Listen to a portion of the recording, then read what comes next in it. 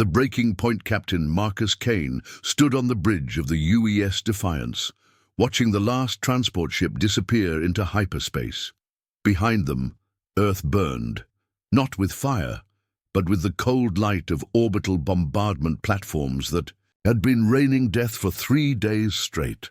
The Galactic Council had finally shown their true face. "Sir, we're receiving distress signals from the lunar colonies," reported Communications Officer Zara Mills, her voice tight with barely controlled anger. "The Council's enforcement fleet is moving to glass the moon bases." Kane's jaw clenched. 6 months ago, humanity had been celebrating their acceptance into the Galactic Council. They thought they were joining a peaceful alliance of advanced civilizations. The reality was far different. The Council saw humans as nothing more than useful slaves, their worlds as resources to be stripped bare. The breaking point came when Earth's government refused to hand over their fusion technology. The Council's response was swift and brutal. Orbital strikes targeted major cities, claiming they were eliminating terrorist cells. In truth, they were murdering millions of innocent people. "Status report on the fleet," Kane ordered.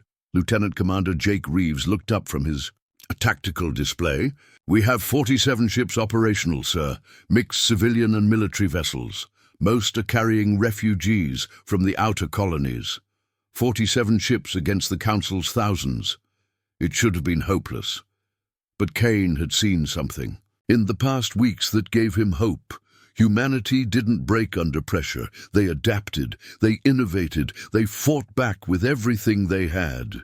"Sir," Mills called out urgently, "we're getting a transmission from Admiral Victoria Cross on the UES Retribution." The holographic display flickered to life, showing a stern-faced woman with silver hair and eyes like steel. Cross had been Earth's military leader when the war began. Now she was the closest thing humanity had to a supreme commander.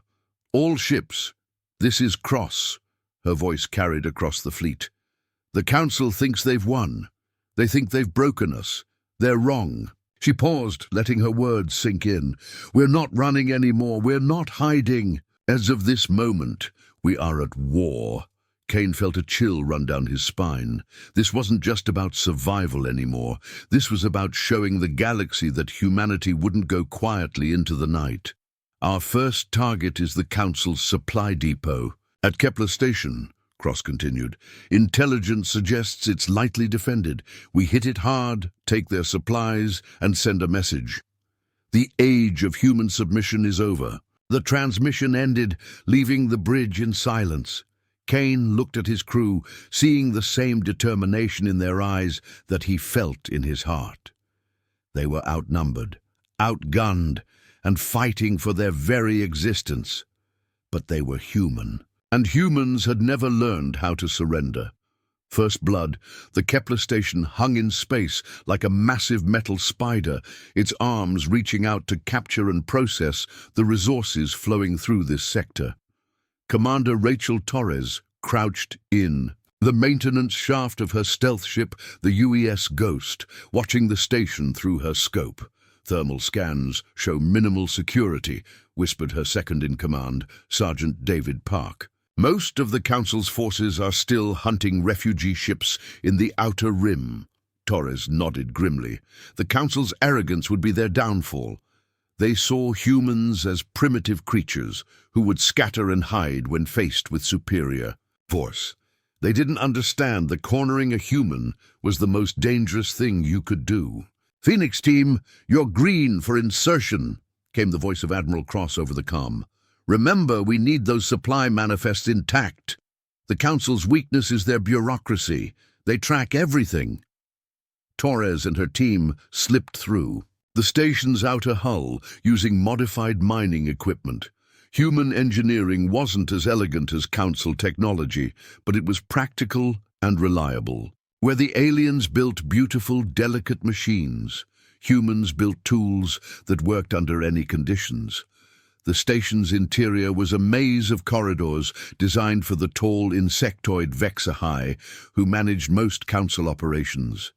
Torres had to duck constantly as she moved through the passages, but the cramped spaces actually worked in their favor.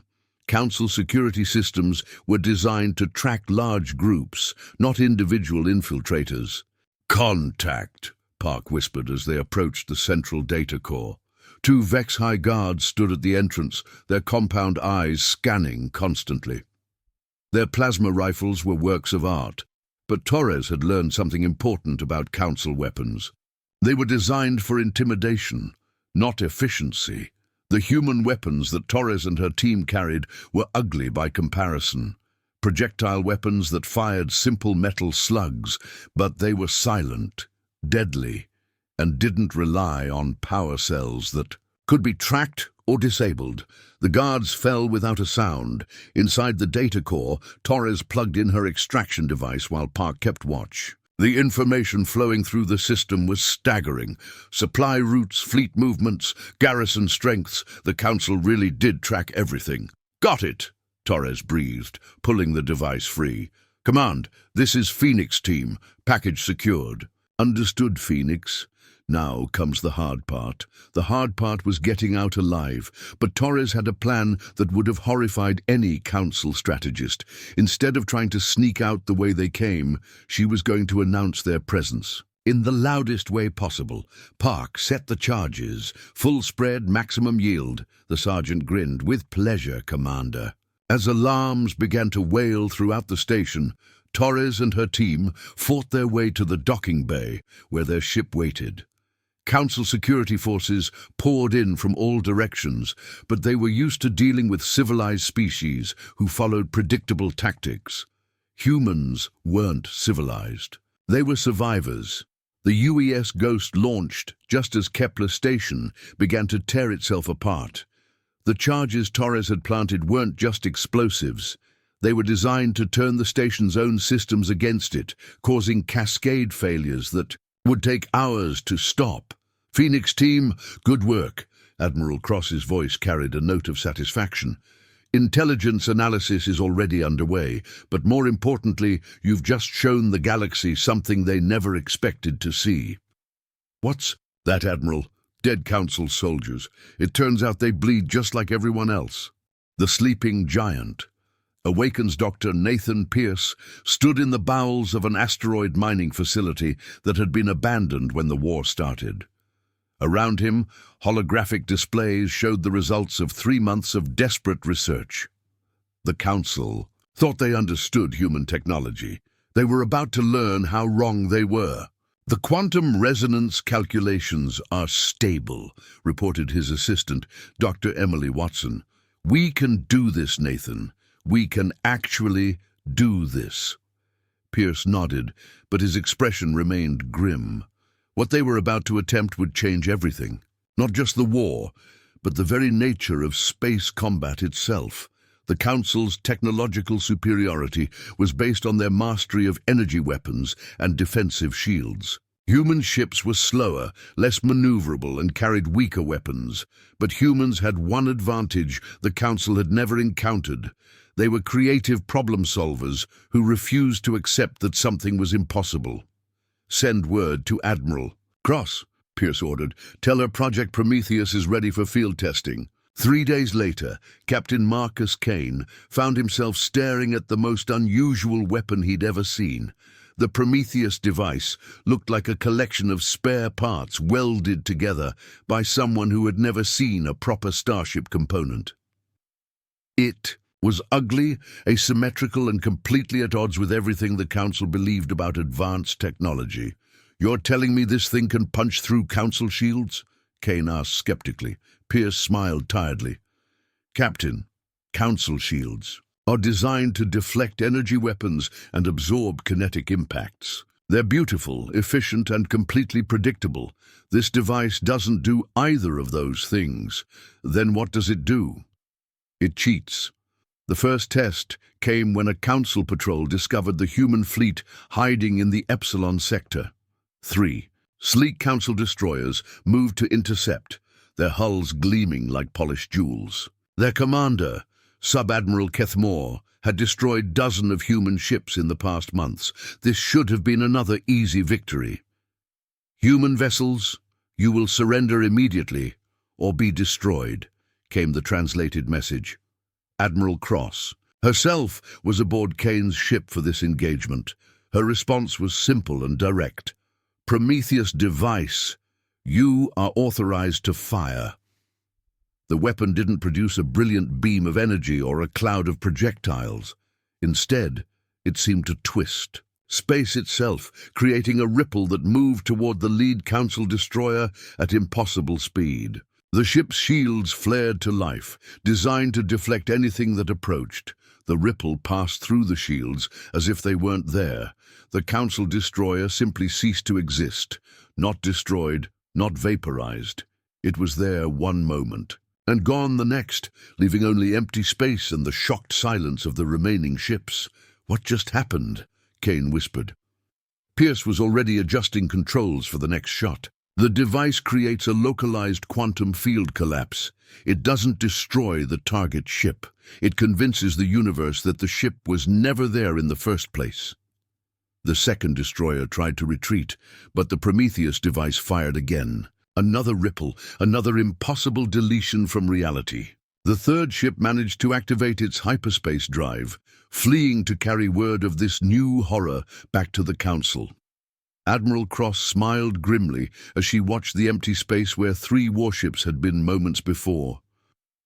"Dr. Pierce, I think you just changed the balance of power in this war." "No, Admiral," Pierce replied quietly. "I think we just showed the galaxy why you should never back a human into a corner." The Council's fear-high Chancellor Vex Thul stood before the Council Assembly, his forearms gesturing frantically as he tried to explain the impossible. Around him, representatives from a dozen species watched in growing horror as the reports came in. Humanity wasn't just fighting back anymore. They were winning. "The humans have deployed some form of reality-altering weapon," he announced, his translator struggling with concepts that had no equivalent in most galactic languages. "Our finest ships are being erased from existence, not destroyed, erased." Elder Zephai, the ancient leader of the crystalline collective, shimmered with agitation. "This is impossible. The humans are barely out of their home system. They lack the fundamental understanding of quantum mechanics required for such technology. Yet 17 of our battle groups have simply vanished," countered war leader Groktar of the Savage clans. "No debris, no distress signals.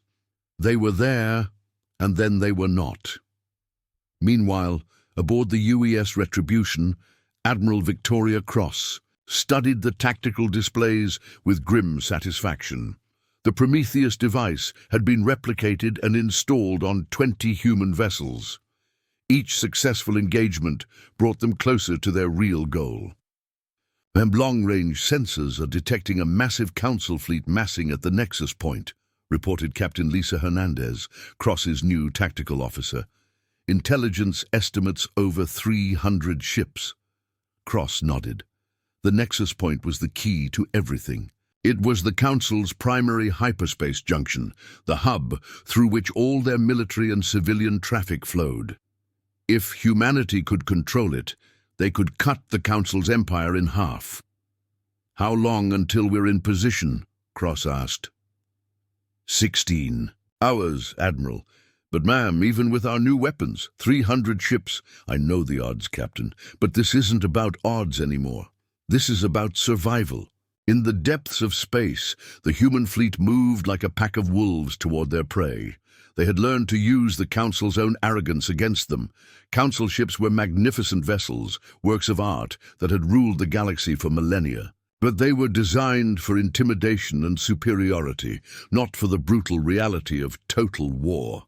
Human ships were different. They were built by a species that had crawled up from a hostile world, that had survived ice ages and asteroid impacts, that had learned to thrive in the harshest environments imaginable.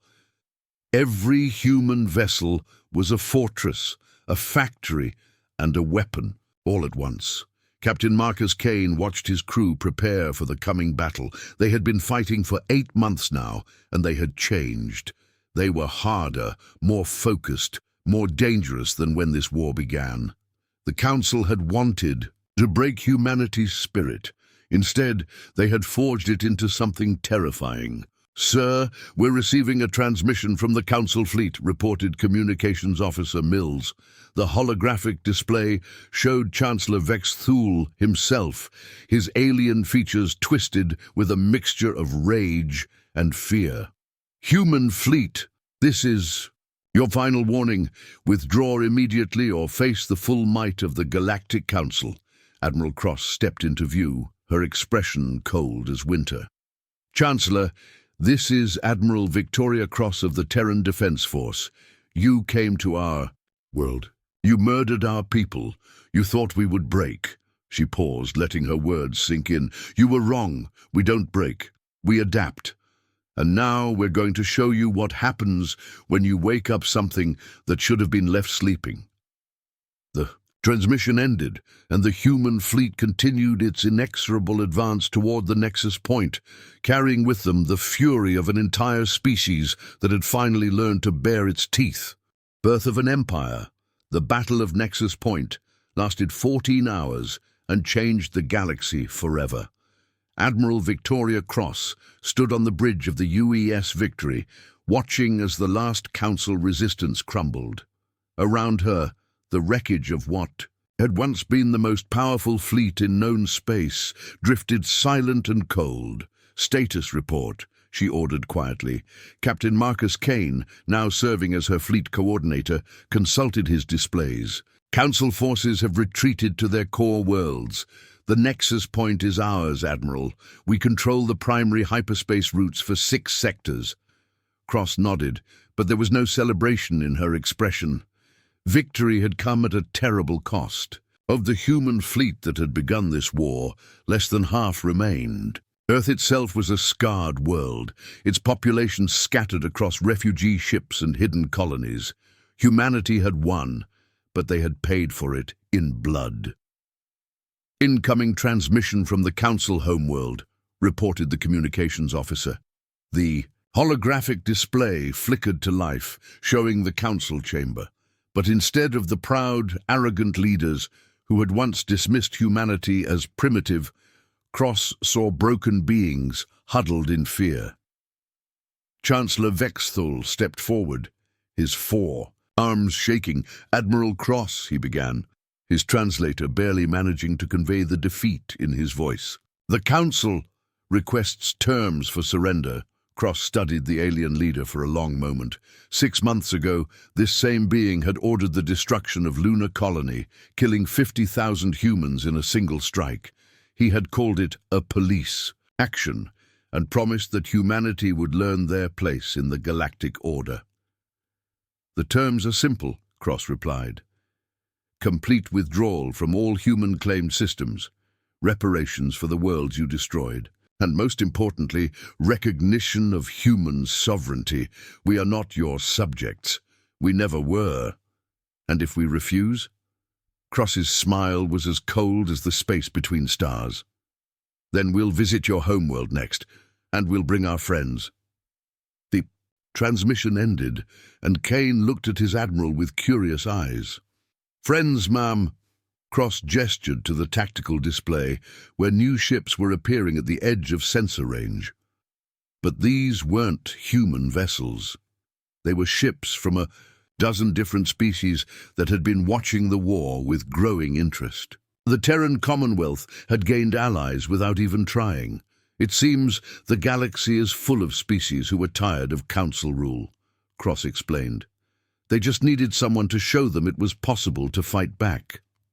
Captain Ava Rodriguez, of the exploration vessel UES Pioneer, approached the command station.